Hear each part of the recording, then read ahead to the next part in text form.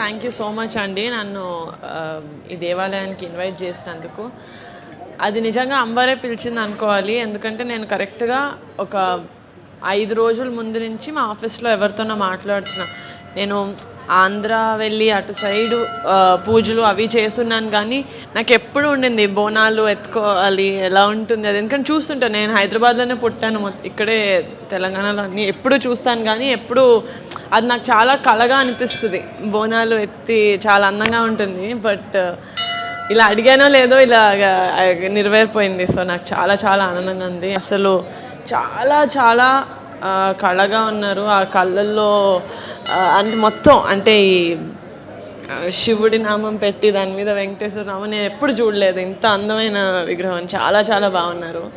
And శివాలయం కూడా thank you అంటే ఇట్స్ మై ప్లెజర్ ఈ మీ దేవాలయానికి వచ్చి ఇలా దర్శనం చేసుకోవడం అనేది. ఇప్పుడే ఇలా ఉందంటే నవరాత్రి రోజు అసలు ఇంకా రంగరంగ వైభవంగా చేసుకుంటారని తెలుస్తుంది. సో మళ్ళీ వచ్చే ఛాన్స్ అమ్మవారు నాకు ఇస్తారని కోరుకుంటున్నాను. Thank you so much. Thank you. అందరికీ నమస్కారం.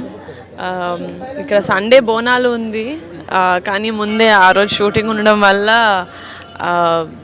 ఈరోజు కాలమండి దగ్గర మహాకాళేశ్వర్ అమ్మవారి టెంపుల్కి రావడం జరిగింది.